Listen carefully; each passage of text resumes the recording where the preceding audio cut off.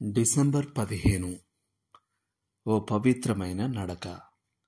క్రైస్తవుల జీవితాల్లోని పాపానికి వ్యతిరేకంగా బోధిస్తున్నందుకు ఓ సంఘ సభ్యురాలు తన సంఘ కాపరిని విమర్శించింది.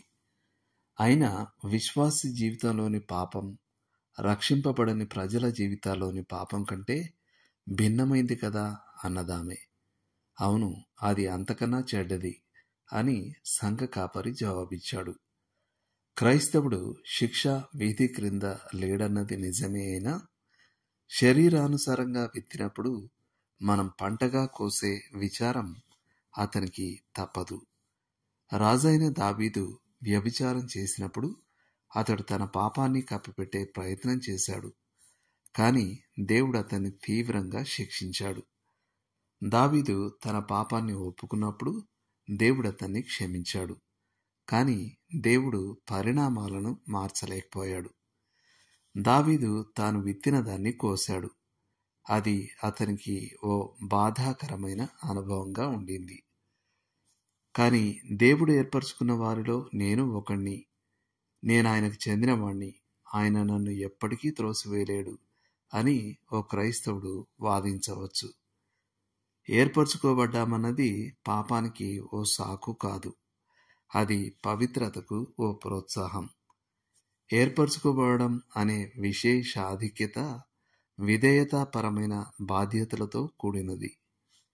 పవిత్రమైన నడకలో మనను పిలిచిన తండ్రి అయిన దేవునితో, మన కొరకు మరణించిన కుమారుడైన దేవునితో మరియు మనలో నివసించు పరిశుద్ధాత్మతో సరైన ఓ సంబంధం ఇమిడి ఉంది.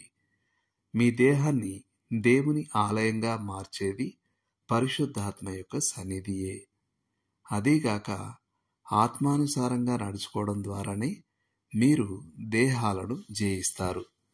దేవుని ఆజ్ఞలను తృణీకరించడం అంటే దేవుని తీర్పును ఆహ్వానించడం మరియు ఆయన ఆత్మను దుఃఖపెట్టడమే. మీ పిలుపు. మిమ్మును పిలిచినవాడు పరిశుద్ధుడై ఉన్న ప్రకారము మీరును సమస్త ప్రవర్తనయందు పరిశుద్ధులై ఉండుడి. పేతురు రాసిన మొదటి పత్రిక 1వ అధ్యాయం 15వ వచనం. లోతుగా ధ్యానించండి.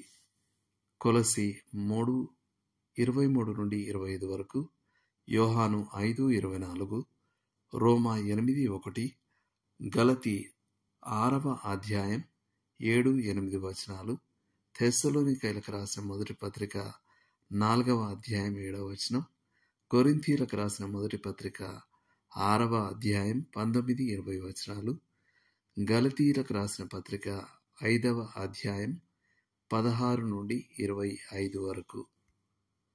చేయాల్సిన పని. కీర్తన 51 చదివి తన పాపం కారణంగా పోగొట్టుకున్నానని దావీదు భావించిన మరియు మళ్ళీ పొందాలని కోరుకున్న విషయాలను రాయండి. బహుశా దేవుడు మీ జీవితంలో చూడగల ఏ పాపం గురించైనా ఆయనతో మాట్లాడండి. దేవుడు మిమ్మల్ని దీవించునుగాక. ఆమేన్.